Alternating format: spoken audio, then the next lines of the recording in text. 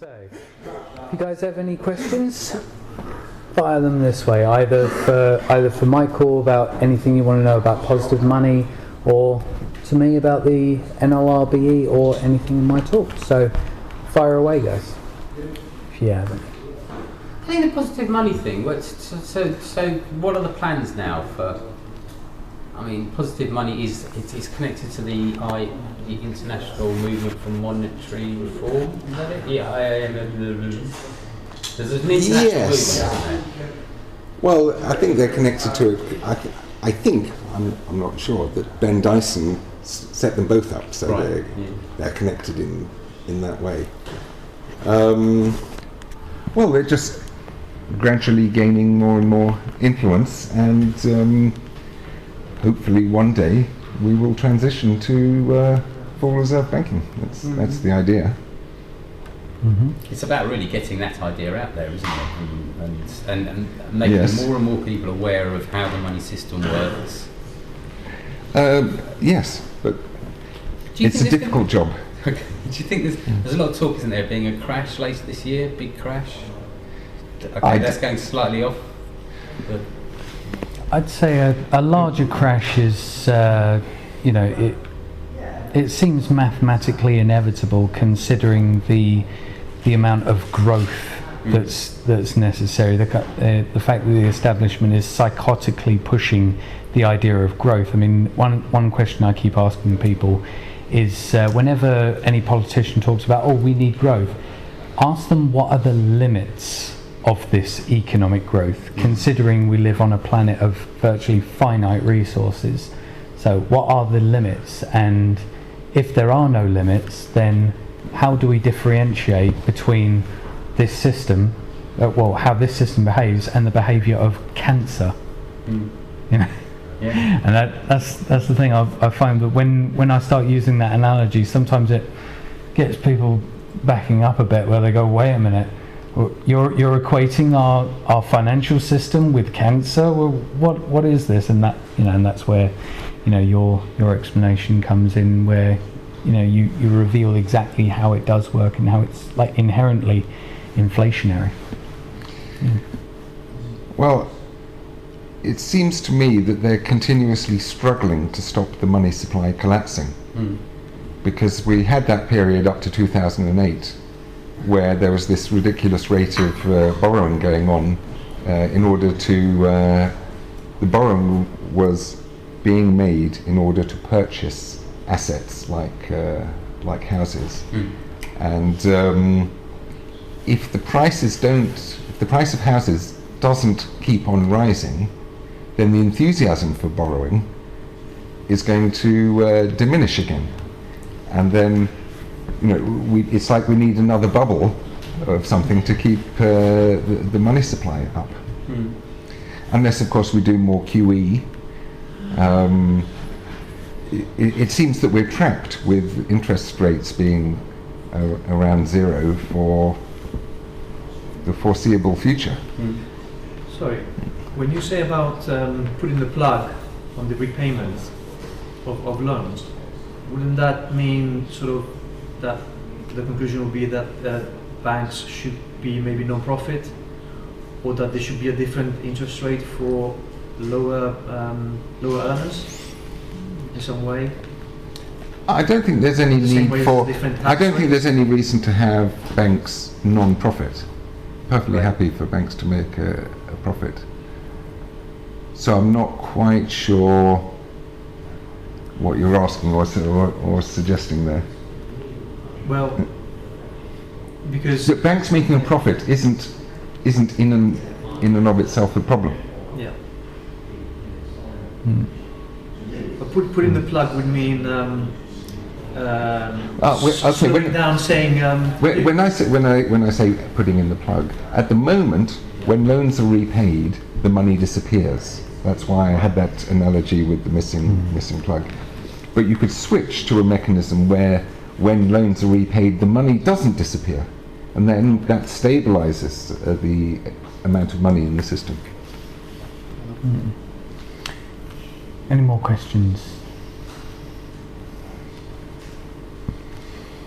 I mean, Can be done. who is actually like, you know, familiar with the concept of a natural law resource-based economy? Yeah. So everyone is on board and fairly well versed. Okay. So yeah. And I think it's quite interesting because I was just mentioning to Aaron he called you Kieran then. Where'd that come from? There's the Thrive movement. You know, the Thrive movement. Which is very similar to Zeitgeist.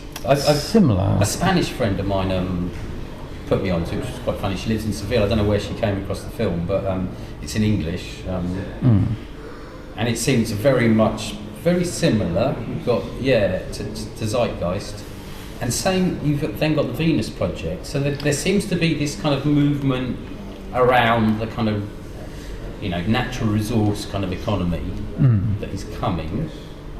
It all sounds really good. I can't help thinking that, you know, whatever solution, there is no solution. There isn't one solution to the world's problems, and I think that's partly. I got into permaculture about 30 years ago, 28 years ago, whatever, and permaculture is a great idea and stuff like that. But again, it was slightly kind of right. This is the solution to the world's problems, and a lot of the solutions offered in permaculture were solutions that have been there for years and years and years. Like a lot of the kind of a lot of the ways it's the same with Zeitgeist, a lot of the things we talk about are things that are, in a sense, common sense, and but I don't think there's going to be, I get the feeling that it's about kind of, in a sense, we've got to learn to become very much kind of far more accepting of lots of other people's ways of thinking, and if we are going to kind of come to try and get out of the situation which we're in, which I think we're talking about economic kind of system which is not very effective, an environmental system that isn't very effective, and a social political system which isn't very effective. So I get the feeling that those systems need to come together. The positive money kind of concept needs to be tied in with the sustainability ideas, to do with the kind of ideas within politics. All these things need to come together a bit more, and I think that's one of the things that some people are, you know, suggesting at the moment in response to kind of what they see as this new world order is actually, you know, the social environmental movements coming together. If you look at Brighton, there are so many different groups working in so many different areas. Something makes me think those groups need to come together a bit more.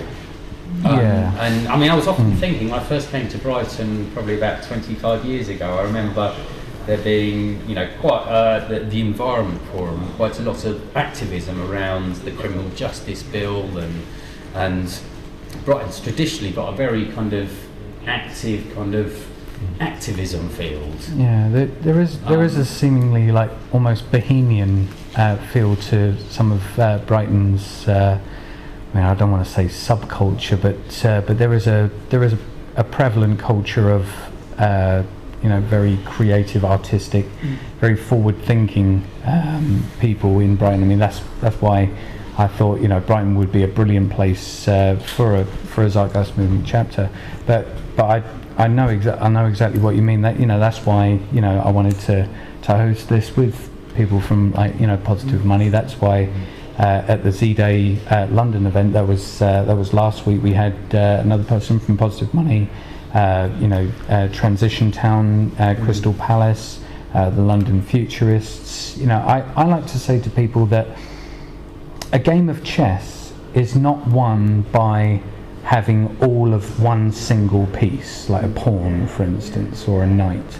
You know, a game of chess is won by a synergy of, you know, all the different pieces working together, doing what they do best, you know, like I said, working in a synergy, and that is what wins it. So, you know, it's not the Zeitgeist movement alone that's going to change the world. It's not the Venus Project alone. It's not Positive Money. It's all of the people working together, networking, that will actually create the change. Because, you know, like I said, we are a social species, so, you know, the solutions are in those social relations where we recognise the commonalities between each of our approaches, and we recognise, okay, we recognise where we're going right as a species, where we're going wrong, and considering the kind of technological capacity that we have, the scientific understandings that we have, all the things that we can do. I mean, I dare say this kind of setup is made so much more easy by use of the internet. These innovations, they're coming in and they're almost forcing that kind of change. They're all almost like rubbing our faces in the fact that yes, you can work together to make things better. So it creates the will to say, well, why aren't we working together to make this change? I mean, we've got everything that we fundamentally need to create this. It's just the awareness needs to be there, and also the social compassion needs to be there to think, because in a lot of different values, one of the things that Michael said in his talk earlier, revealing where Zeitgeist Addendum got fractional reserve banking wrong, some people would think, oh, how dare you, Zeitgeist Addendum is true. It's not false, it's true. But recognizing that yes, we can be wrong, we need to learn from the mistakes that we make, and work towards, like I said, a model of reality in our heads that matches actual reality as closely as possible. I mean, one of the things that Matt Dillahunty says is that I prefer to believe as many true things as possible and as few false things as possible. So yeah, that networking together is always very, very important. Sorry, just when it comes to your speech earlier on, when it comes to banks making a profit, but it's out of something that sort of doesn't exist. They're producing this money that then they put into a system, and at the moment we've got this up and down of the bath, if you want to put it that way, with the supply and demand almost, with housing. Yeah. With banks, in I don't know, in my opinion, and tell me if I'm wrong, but with them making a profit out of almost thin air, it sort of seems like there's a mass imbalance that almost is the cause of the problem. In the You first say place. making a profit out of thin air. They are doing work. I mean, in order to decide who to lend to, Right. that needs some expertise and some time and effort. But And they can lose money if they lend to people who can't pay back. Right. The bank does genuinely lose money. Yeah. So But like there is genuine work. I can see your logic in that, and fair enough. But what I'm sort of a bit not sure on is the fact that it seems that these banks are sort of profiteering, or the politicians or the establishment, the government, are profiteering the most out of the poor with higher taxes for the poor. And for instance, You say higher taxes. like For the the- poor generally pay the highest taxes on the planet. Yeah, I mean, Like it's- but- In and- proportion to their yeah, income, you say. and then more another spectrum on that. Like when, for instance, my nephew's like talking about going to university, and I sort of feel that before he's sort of had a chance to sort of grow up, he's going to owe a debt to whatever he decides to do. He's going to owe money. Like the moment he's 18, he'll literally be offered credit cards, and I don't know, it's almost this sort of false illusion of, I don't know, I know this, I'm just waffling here, but it's That's like fine. I was sort of brought up like only spend money that you've earned, and the whole idea of borrowing more money to fix a problem I just find ridiculous. Well, in its own I'm not essence. trying to encourage No, more. I'm just, Okay. yeah, I wasn't saying you were saying that. Right. Oh, okay. Yeah. Yeah. It's because I don't know that much about. I need to look into it a lot more. But I mean, can you? What's your like overall take on how we could really sort things out? Because Jeremy Corbyn has been mentioning a lot of different angles on it when it comes to actually giving power back to the people in the sense of giving everyone. I'll probably say this wrong, but it's like an income for everyone. Yeah, universal Oh, basic citizens' Sorry, income. that's Yeah. the word. I'm Yeah. so tired. I am a supporter of citizens' Good, income. good. And Yes. has he actually had anyone talk to him about what you've been talking about today? Do you know if he's aware of it, or does he agree with you guys? I dare say he probably Yes. is in gesture familiar with it. I mean, Okay. one of the things that I started on Facebook as another sort of like experimental project is the TZM politician outreach campaign, where it's really targeting specific politicians, and then trying to get as many people as possible to sort of contact them with a particular angle, like let's have a discussion about a natural law resource-based economy, or let's have a discussion about positive money, and actually have these politicians, instead of talking about their particular policies, have them engaging in the kind of things that people would normally go, oh, have you heard about this, or oh, have you heard about that. It's actually like sitting them down and showing that politicians, they are human beings as well. They are members of society just like every one of us, and they're not up in some ivory tower, completely safe from any kind of economic suffering or repercussions of economic suffering, because no man is an island. There is nowhere to go. Whenever there's any dysfunction in our system, it affects all of us to a certain degree. So I started that as an experiment, and the first person to contact was actually Jeremy Corbyn. And if you look on, because I created a Facebook group for it, and I do remember that. I did. Yeah. I think I liked it or something. But. Yeah, because really, I suppose the downside to projects like that is that if not many people are doing it or behind it, then it just dies a death. It's the sort of thing that requires more people. Kind of like a petition. A petition can't really be successful until loads of people are behind it.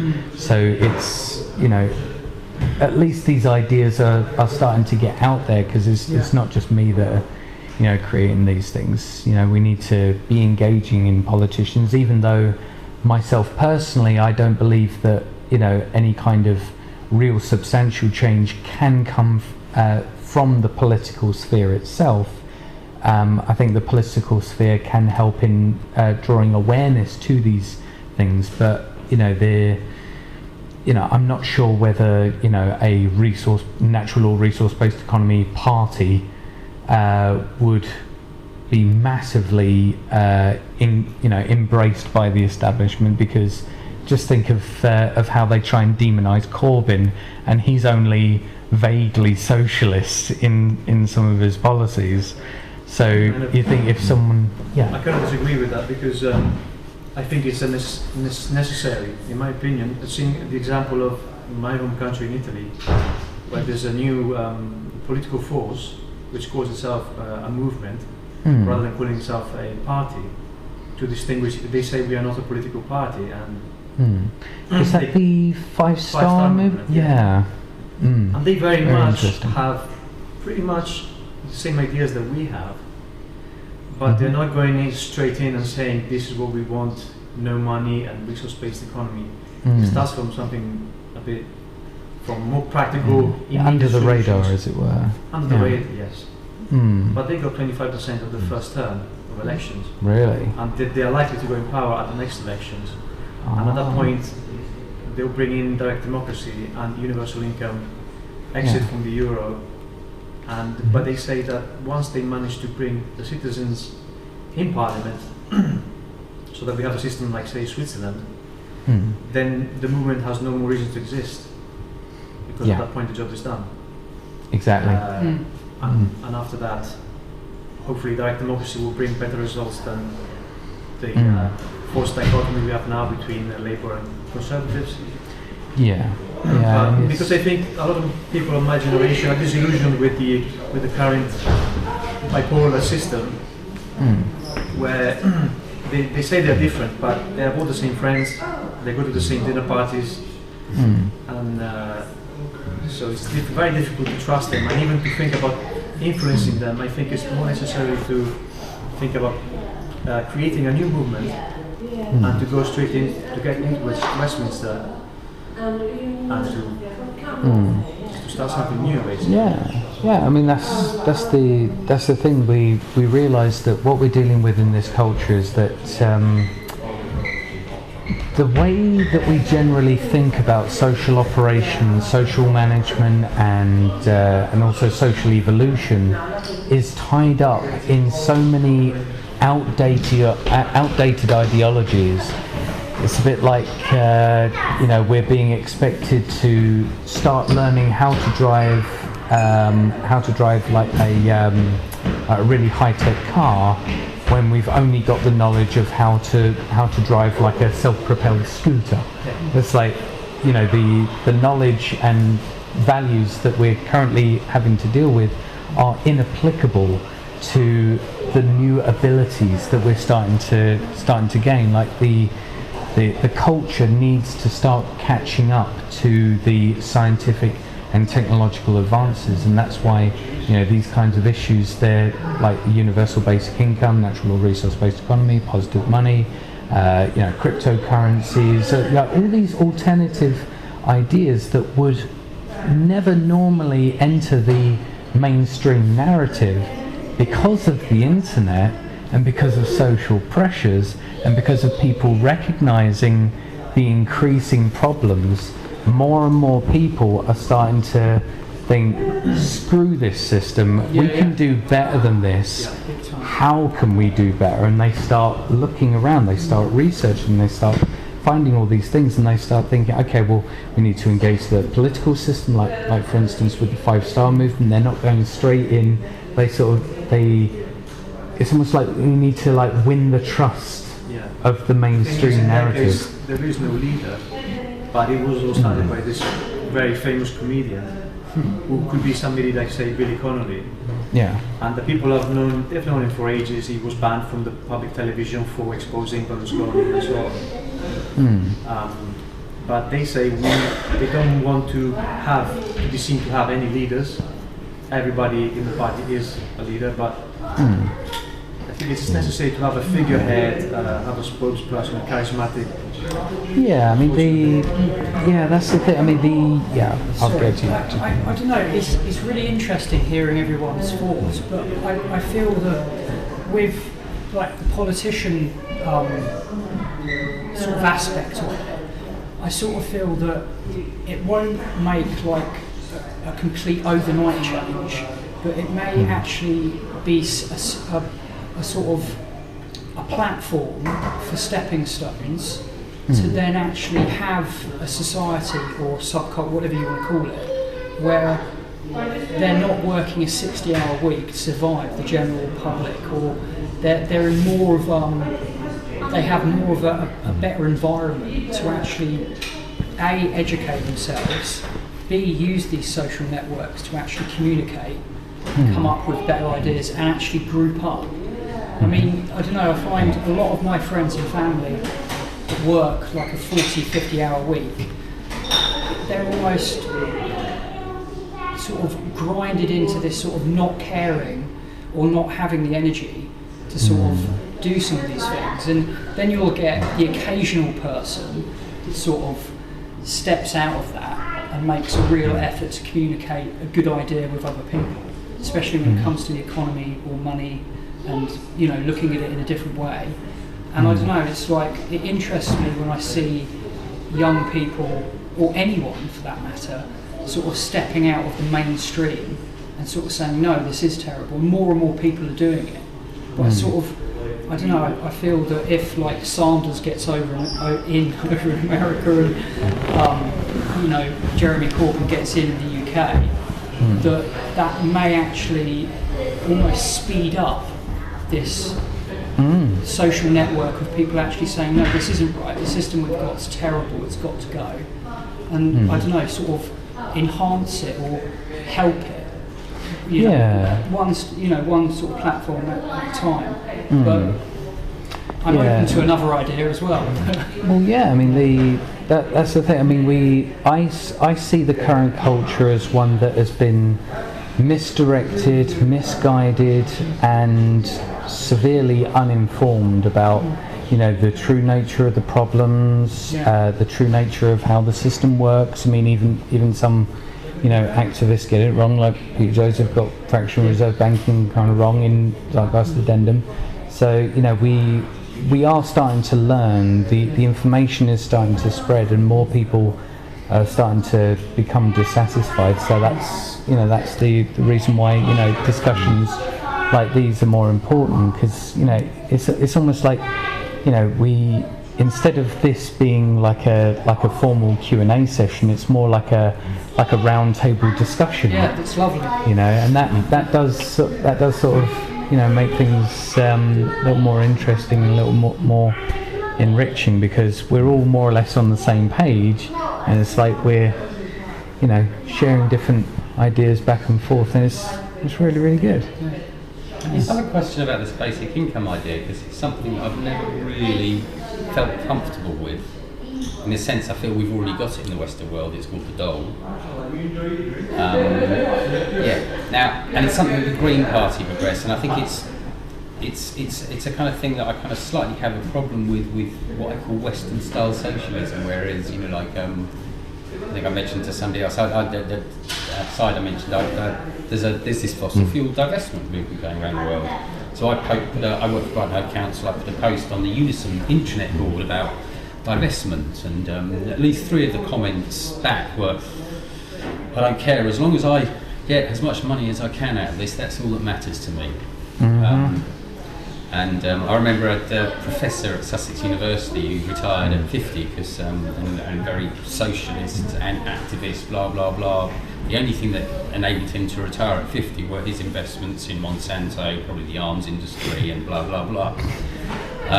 So I do have this kind of slight issue around kind of, which has really come to fore recently, where I think socialism sometimes is up its own arse. It's kind of, there is this kind of, not totally, I'm totally sympathetic with it, with one of the ideas, but in terms of, right, socialism is the answer, and if you kind of criticise anything that's socialist, you're immediately what we're saying, you know, right wing or left wing, whatever. But the basic income idea, I don't quite understand it in terms of, I think it's saying everybody gets a basic income. So what is therefore the incentive for somebody? Because we talk about work as being something that we don't want to do, and if we're talking about the natural world, if a worker bee turned around tomorrow and said, "Hey, hang on, I'm not going out to work today, I'm going to sit on my arse." If all the people around the world that grow food and that give us all this, because in the Western world, especially in this country, we certainly don't grow enough food for ourselves, certainly don't manufacture, we don't do any mining, we're not the ones that are going down you know, these pits in the Congo to enable all this equipment here to function and stuff like that. We're not the ones doing that. Along the way, you know, we have to feed ourselves. It depends on the level of basic income, of course, and I'm not sure that people are proposing a level where everyone can have some luxurious lifestyle, and perhaps that probably couldn't even work mathematically anyway. I've already kind of seen, without a doubt, I think that the dole system is an unhealthy system. Our welfare system is unhealthy, it's bloated. It is conditional. These 3 generations of families that have never worked. I've seen myself people that have a problem with the dole is that if the dole is too generous, then if someone's on the dole and they can get a job which pays just a tiny bit more than the dole, then their motivation for work is tiny. Exactly. Whereas if you have a citizen's income, then getting a job, even a rubbish job or a part-time job, makes a much bigger difference to your income. Yeah, But I mean, So basically- incentive to work wise, you could say that the dole is a disincentive to work, whereas having a citizen's income, you're more there will be more people with an incentive to work. I agree that the dole is a And besides, disincentive to work. citizens' income has been tried in various experiments around the world, and the results are in, and they find that people work Is that enthusiastically. the So Swedish one? a variety. I think it'd be really interesting. I mean, I want to know. I'm not anti it, but I'm trying to work out how it works, because I certainly don't agree that the dole system works. I think the whole concept of the dole system, at least in this country, is I mean, like, you know, when you look at the money that majority of it's going into housing for a start, so it's boosting the housing economy. Yes. I mean, 50 quid goes, you might get 50 quid a week rent to spend on food and blah blah blah, but you then get 150 a week that goes into the housing economy, doesn't it? And then you work on a basic dole income, which gives you just enough to kind of, like, say, your rent's paid, now you don't have to work. So what are you going to do? Are you going to go out and we've seen from the dole, in a sense, that basic income thing, even though, you know, it's still, people are still would rather make that choice of having, not having to go to work every day, is preferable to actually having a bit more money. yeah. I mean, I just want to learn more about it, I think. Well, yeah, there have been. There's a presentation that Federico Pistono did. You can find it on YouTube. It's called "What If Everyone Got Free Cash?" And he also did a TEDx talk on it as well, about all the different tests, because there's different forms. There's the citizen's income, then universal basic income, unconditional basic income. There's different versions of it, but essentially the test. There has been some tests done, and the results so far are encouraging, but more tests need to be done, because the thing is, the length of the study also helps as well, because when you only do an experiment for, say, 1 or 2 years, then the people that know that they're in that for 1 or 2 years, they're only going to make those kind of plans for that kind of period. But if you're going to do like an experiment for, say, like 10 years, then people start making longer term goals and aspirations. And the one thing that I find really encouraging about universal basic income, or unconditional, I can't remember which one it is, but essentially it's like a lump sum, it's like a personalised lump sum in your account every single month, you know, regardless of whether you're working, whether you're not, regardless of who you are. I think it's like, if you have a national insurance number, then you can, you know, so it's obviously for people above 16. But as far as the reason why I see that as encouraging is because that basic amount, even if it's sort of, you don't necessarily have to have it enough to sort of like make a living on, like, you know, like start like considering it as an actual income to thrive on, but just a basic amount can help in, you know, meeting human needs and being able to satisfy that bottom level of Maslow's hierarchy of needs. And one thing that we find with human beings, that when their basic needs are met, they then start moving on to higher paradigms, because protects them, powers. Yeah, because when a human being is having to fight for survival, it's stuck at having to try and secure that, and so higher thinking things are more or less just completely out of the question. So I think if we, and we're going to have to wrap this up in just a second, but if we at least meet people's basic needs, that can at least set the stage for people starting to work towards higher paradigms and starting to move things forward. But I'll tell you what, last question. I personally think that when you achieve those things, like actually making people feel more secure, it's actually only going to do good things. But I also feel that there is a bit of a bad sort of press to certain people with other systems that are going on that involve many things about the way that the system works with money. And I think that if you take out the fact of, people feeling trodden on, hard done by, then they're not actually going to be lazy people. But if they're used to not being educated, being treated like shit, then they're generally going to be quite unhappy people. Yeah. And I think it may actually, if it does happen, it will be a really positive thing in my opinion. It will actually take maybe a couple of generations for it to blossom, and for people to really feel safe and empowered that they can actually go on to other things. Yeah. But that's just my humble opinion. Yeah. But I definitely think it's a positive thing. Mm-hmm. Cool.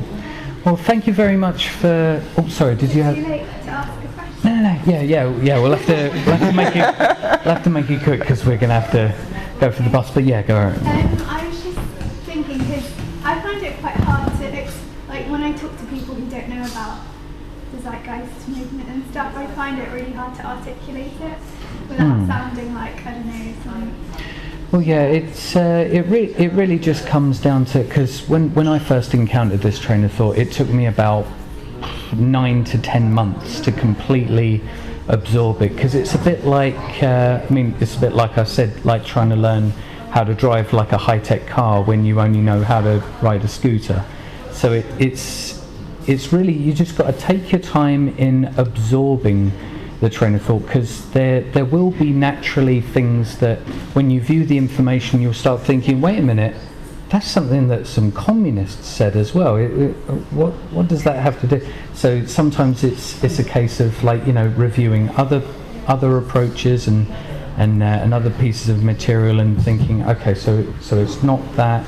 Oh, it's drawn inspiration from that, but it's not that because, like a natural or resource-based economy. A lot of people say, oh, it's communism, but a lot of people say that without knowing, what form of communism they're talking about, which person in history proposed the form of communism, because there's been many different versions, but most people just have this generic idea of communism, or this like a stateless society where, the means of production were socialized, as it were, and when you get people to sort of narrow their focus and try and get them to define exactly what they mean by communism, then it can help them unravel it.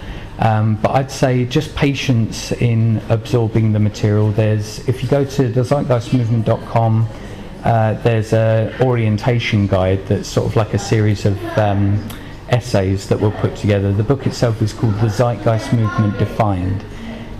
You can buy a physical copy for about like £7 or £8 or something, or you can download a PDF of it completely for free. But probably one of the best explanations that I've found is a TEDx talk that Peter Joseph did called An Introduction to a Resource-Based Economy, and he actually did this video before the split with the Venus Project, so there's some reference to the Venus Project, but it's all there's more or less the same train of thought. The scientific method how I sum it up in a single sentence is the scientific method applied to social and environmental concern, and it's when you get into the nitty-gritties of all the little details when it starts getting complicated, but I'd say just take your time with absorbing the information. Be patient with yourself, because there will be a lot of things that it will sound like something else, and sometimes when people ask you to say, oh no, socialists said that as well, it's like, yes, some socialists do say that, because some social theorists throughout time, even though some of them were mass murderers, or at least resulted in paradigms that resulted in mass murder, that doesn't necessarily mean that they can't be wrong about how technology displaces human labour. I mean, the phrase "the contradiction of capitalism" was put to the idea of technological unemployment. That was actually said by Karl Marx. And while I don't agree with Karl Marx about his setup, I do agree with him in the sense that he recognises that technology evolves to make things better, but it invalidates the idea of a system based on human employment. So really it's just a case of just being patient with yourself and just absorbing the information and working to be able to understand it more simply. I mean, as Albert Einstein said, if you can't explain something simply enough, then you don't understand it well enough. So it's just a case of just having that patience. So anyway, but thank you guys very much for coming. We're going to have to shoot off, but we will. If you look on Facebook for the Zeitgeist Movement Brighton and Hove chapter, you'll find the group there, and basically I put up any announcements about any events that we're having. In a few months we should be having a media festival event, so that'll be fun. But thank you very much for coming. Pleasure.